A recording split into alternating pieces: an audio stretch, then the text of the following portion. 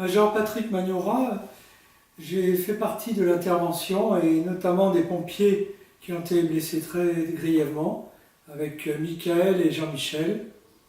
Ce jeudi 2 octobre 2003, j'étais au CIS Rive de Gier de garde et j'assumais la fonction de chef de groupe adjoint.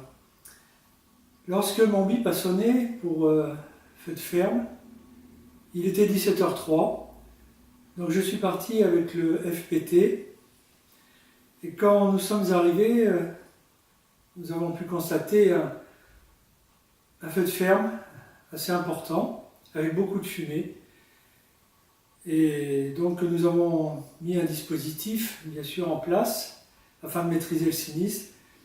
Et lorsque nous n'y attendions pas, une heure après, une gigantesque explosion.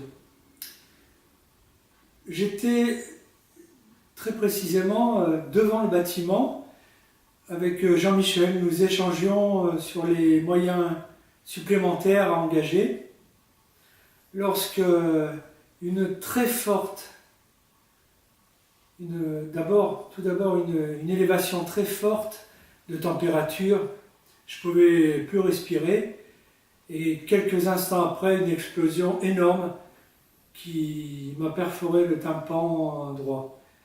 Parallèlement, j'ai été soulevé de terre et je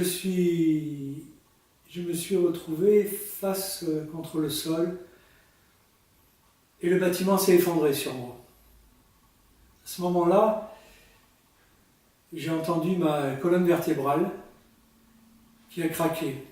Entre autres blessures, j'ai eu 5 fractures à la colonne vertébrale.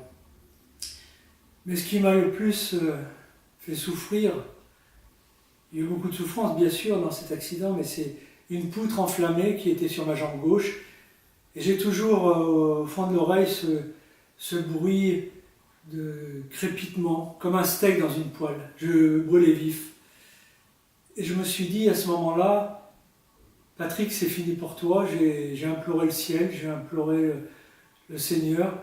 J'ai dit, mais c'est pas possible, je ne peux pas mourir ici, pas moi.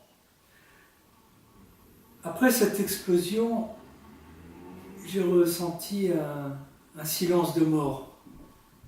Plus un bruit. Et les minutes que j'étais enseveli m'ont paru insoutenables et très longues. Jean-Michel, qui était à côté de moi lorsque nous échangions, je ne le voyais pas, mais il a tenu cette parole, au secours, aidez-nous, et après plus rien. J'ai cru d'ailleurs qu'il était mort. Je me suis dit, je ne suis pas encore mort, mais je pense que ma dernière heure est arrivée. Et puis ensuite, j'ai entendu des bruits de ferraille, j'ai entendu des collègues qui cherchaient. Et je me suis dit, Seigneur, donnez-leur la force de pouvoir me sortir de là. Et ce qui m'a frappé, quand j'ai été sorti, c'est mon bras qui avait disparu, qui était dans le dos. J'hurlais de douleur, bien sûr. Et je me disais, mais Seigneur, mais quelle souffrance. J'ai vécu des moments dans ces instants-là terribles. Ensuite, bien sûr, le balai des secours est arrivé, les hélicoptères, un peu partout. J'ai été sédaté à la morphine et j'ai été héliporté à Lyon. Donc après, bon, tout était un petit peu diffus dans ma tête parce que comme j'étais sédaté, je me rappelle les premières nuits que j'ai passées à l'hôpital de Lyon. Ces cauchemars, dans mon corset, j'avais l'impression que j'étais encore enseveli. Je criais la nuit, je transpirais, enfin, J'avais l'impression que j'étais à nouveau enseveli. Et lorsque je me suis regardé dans une glace quelques jours après, j'avais les yeux pleins de sang, tous les vaisseaux avaient éclaté, je ne me reconnaissais pas. Et là, c'était un choc aussi terrible. Ensuite, bien sûr, il y a eu de nombreuses opérations, il y a eu des centaines d'heures de rééducation. D'abord des longs mois dans un corset allongé, à regarder le plafond. Et là, je pense que dans ces moments-là, on prend une leçon d'humilité. Bien sûr qu'aujourd'hui, et ce malgré 14 ans qui se sont écoulés, bien sûr il y a une répercussion sur le plan professionnel, bien sûr. Ma carrière a été brisée, sur ma vie sociale aussi, parce qu'on souffre. On souffre en silence. Quelque part, indirectement, son entourage, on fait subir.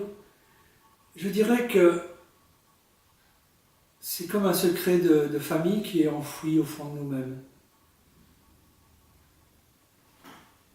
On a l'impression d'être un peu, quelque part, enchaîné. J'ai eu la chance d'avoir fait une formation en sophrologie à la faculté de médecine, et ça m'a beaucoup aidé et ça m'aide encore aujourd'hui. Si, bien sûr, la vie continue, cet accident a marqué ma vie à jamais. Et aujourd'hui, j'ai encore en mémoire 3 images fortes qui m'ont marqué et qui me marqueront certainement jusqu'à la fin de ma vie. Ma jambe qui était en train de brûler, ce bruit, ce crépitement. Mon bras qui je ne voyais plus, et mes collègues qui m'ont sorti. Et d'ailleurs, je voudrais leur rendre encore un hommage et leur dire merci. Je leur dirai jamais assez merci. Je pense notamment à Gérard. Merci Gérard. À Anthony. Merci Anthony. Et à Thomas. Merci Thomas. Sans eux, aujourd'hui, je ne serais certainement pas là. Aujourd'hui, malgré le traumatisme, malgré ces chaînes qui m'entravent quelque peu, je me dis, Patrick, elle n'est pas belle la vie.